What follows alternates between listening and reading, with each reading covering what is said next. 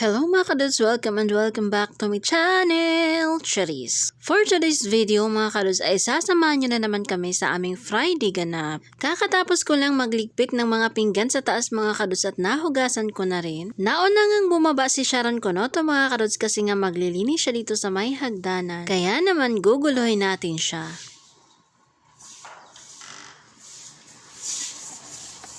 Hi, good morning. Say good morning, Yabin. Why? Oh, Sharon don't want to say good morning to you, all of you.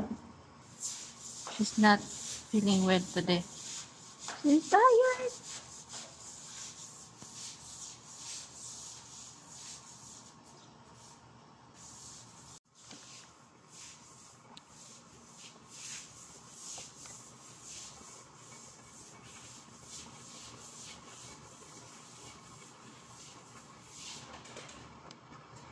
You will pass, Hina? Okay. At malapit na nga siyang matapos mga kadudes kaya naman iniwan ko na siya at dito naman ako sa loob. Umalis na naman kasi kagabi yung mga prinsesa dito sa bahay kaya naman yung mga abaya nila ay pinagtatapon lang. Kapag ka nga ito sila ay aalis, asahan mo kinabukasan ay talaga namang magkakalat yung mga abaya nila dito sa baba. Kaya naman every time na aalis sila for the arrange ng person kinabukasan. Pagkatapos ko namang mag-arrange sa kanilang mga abaya mga kadudes ay dito naman ako umupo sa may upuan. Hindi ko din alam mga kadudes sa sarili ko kung bakit nandito pa din ako sa baba kahit napakainit. Gusto ko lang kasing magmuni-muni dito sa baba dahil napakatahimik nga dito. Kaya nga lang napakainit parang nasa impyerno ka kaya naman umakyat na ako at uminom ng tubig.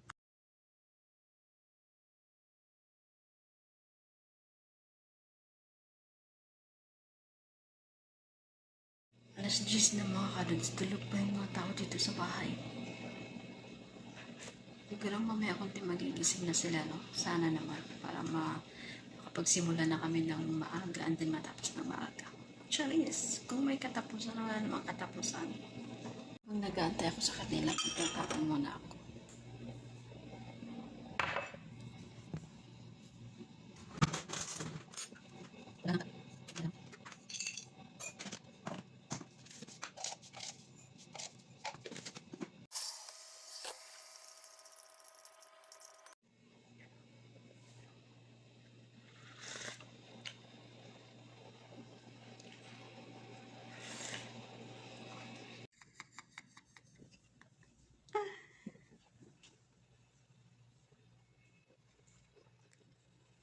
For the silip-silip nga ang mga person mga kadudes kasi ba naman itong King Khalid may enemy ay dito talaga sa sala natutulog. May mga bakante naman kasing mga kwarto mga kadudes pero ayaw niyang matulog mag-isa kaya naman sa sala na lang siya natutulog. Kaya naman kapag kaumaga ay hindi talaga kami makapaglinis-linis. Tapos ko na palang pinalansya itong kutra ng aking babahot mga kadudes kaya naman ibababa ko na.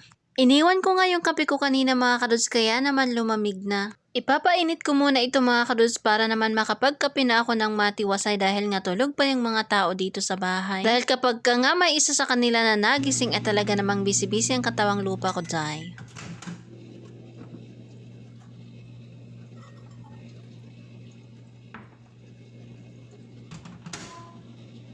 Is na? Anong oras na ba? Wait.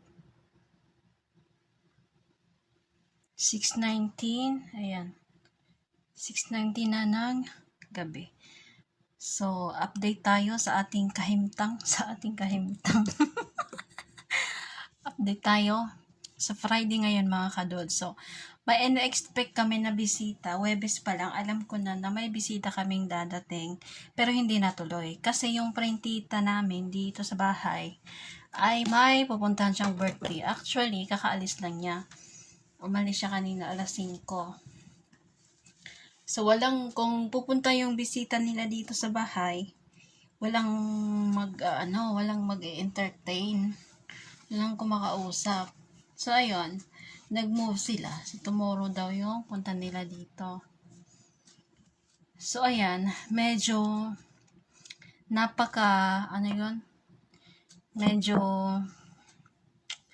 ano ba yung gusto kong sabihin? medyo maganda-ganda yung araw namin ngayon. Kasi wala kami masyadong ginagawa. Buong araw, nakapaglaba ako, nakaligo ako, o kakaakyat ko lang din, kagagawa ko lang ng kurupok. So, napakain ko na sila. Peaceful ng Friday namin ngayon, hindi masyadong busy. So, ayan. Walang bisita. So, bukas kami maging busy-busyhan na naman ulit. Tulog ako kanina like 15 minutes, tapos tinawag ako. Kasi nagpapagawa ng kurupok. So, pagkatapos ko, naligo na lang ako. Para fresh ang person. So, hindi ko alam kung magluluto ako for my baba para sa dinner niya. Kasi kakaalis lang din niya. Naliligo ako. Hindi ko alam na umalis na siya. Tapos, tinanong ko naman si Sharon Kunoto. Hindi daw nagsabi kung ano daw yung papaluto niya. So, mag-antay na lang ako mamaya. Baka pagbalik niya, sasabihin niya kung anong gusto niya or busog na naman siya. Ang aga niyang umalis. Ngayon, alas 6 pa lang umalis na siya. Kaninang umaga, alas 11 pa lang umalis na siya. Siguro may kababalaghan na namang ginagawa ito sa labas. Kababalaghan. Hindi, aalis niya ng maaga. Pag Friday, minsan aalis niya ng maaga kasi mag-breakfast niya siya doon sa nanay niya. Tapos ngayon, umalis siya ng maaga. Baka nga kakain din niya siya doon. May handaan yata sila na hindi niya sinasabi dito. Kasi magsiselos. Mas nakikare siya doon sa kabila kaysa dito sa bahay. Wala siyang pakialam kung walang makain yung mga tao dito sa bahay. Basta pagka-uwi niya, makakain siya, makatulog siya, wala na. Ox na siya doon. Wala siyang pakialam dito sa bahay. So, I think yun lang mga kaduls. Ina-update ko lang kayo na hindi ako masyadong busy ngayon. Charis. Napasa ako ng konti lang naman ng oil. Nagprito ako ng kurupok. Buti konti lang. Ngayon ko lang napansin. Alam ko na natalsikan ako kanina, pero hindi ako nag-expect na burot siya ingon pero konti lang.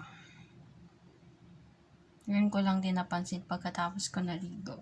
So, may sasabihin naman ako sa inyo. Yung King Khalid, my enemy ko, is bumalik na siya.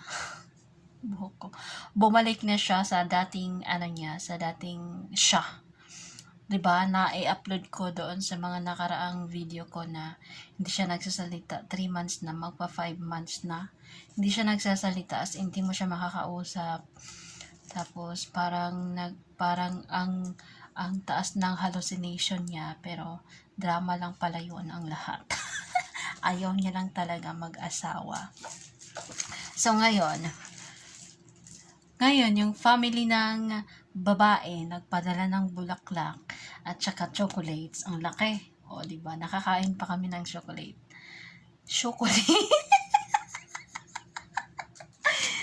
O, nagpadala ng bulaklak. May pa-flower ang nanay ng girl. Pagkatapos nun, kasi yung dalawang kapatid niya nung time na yon. Tapos pagkatanggap niya ng bulaklak, biglang nagsalita.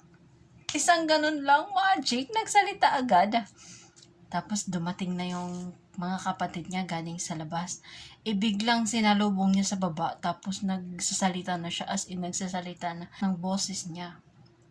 And then sabi niya, it's haram daw, hindi daw maganda na hindi siya nagsasalita, bla bla bla. Wala namang nag-ano sa kanya na hindi siya magsasalita, siya lang din. As kami, nung hindi pa siya nagsasalita, as in, napaka-peaceful ng utak namin. Kahit gagawa kami ng mali-maling trabaho, hindi yan magagalit. Kasi nga, ayaw niyang magsalita at ayaw niyang kinakausap siya. So, kung makita niyang mali-mali yung pinagagawa mo, hindi kanya pagsasabihan. Kasi ayaw nga niyang magsalita. So, pabor sa amin yon. So, ngayon, bumalik na yung dating siya. Parang ganyan na naman kami. O, nung nakarang araw, sinabi niya sa amin, tinanong niya ako kung ano daw yung gusto kong kainin. Sabi ko, hindi, thank you, wag na. Gagawa ako ng pagkain dito sa bahay, salamat na lang. Sabi kong ganon. Every time na mag-alok yan siya ng pagkain na iaalok niya sa akin, hindi ko siya tatanggapin. As in, pagsasabihin niya, magbigay ako sa'yo ng ganito, mamaya bukas sabihin ko, hindi, wag na. Kasi alam ko, kapag katatanggapin ko yon, tapos may mali akong nagawa, isusumbat niya sa akin yon. Hindi niya naman totally i-confront talaga yung pagsusumbat sa'yo, pero mafe-feel mo. Alam nyo yun, yung ganon. Kasi nung isang araw, tinanong niya anong gusto kong kainin. Paulit-ulit ako. Tinanong niya, anong gusto kong kainin? Sabi ko, wala, busog kami. Kakakain lang namin. Kahit hindi kami nag-lunch kasi nga hindi ako nagluto ng pagkain namin. So, sabi ko, wag na, busog kami. Kakakain lang namin. Sabi niya, okay. Tapos bumalik siya after 1 hour yata yun. Ewan ko anong pinagagawa niya. Palagi siyang busy. Pagkatignan mo naman yung pinagagawa niya, parang wala naman siyang ginawa. So, ayun. Bumalik siya sa kusina. Sabi niya, okay, bukas, bibigyan kita ng 200 real, tapos bibigyan ko din si Sharon ng 200. Sabi ko, for what? Sabi niya, wala lang, bibigyan lang kita kasi nga, you're like my sister. Sabi niya ganun. Sabi ko, huwag na. Para saan? Wala naman akong ginagawa. O, tignan mo, nagsiselfone lang ako. Alam ko kasi yun yung sasabihin niya. Wag na, wala naman kaming ginagawa. Tsaka na lang pag busy kami. Tsaka na lang pag may pag may ginagawa na kaming matino-tino. Sabi ko ganun. Sabi niya, you don't want money?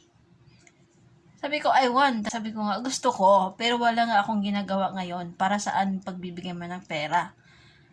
Mamaya, sumpatan mo pa ako. Sinasabi ko talaga yun, as in, sinasabi ko. Kasi alam ko yung pag-uugali niya. Hindi naman siya nagagalit kapag magsabi ako ng ganun. Mamaya na ako bababa, mga 8 o'clock. O, diba? Kapag hindi ako tatawagan, hindi ako bababa.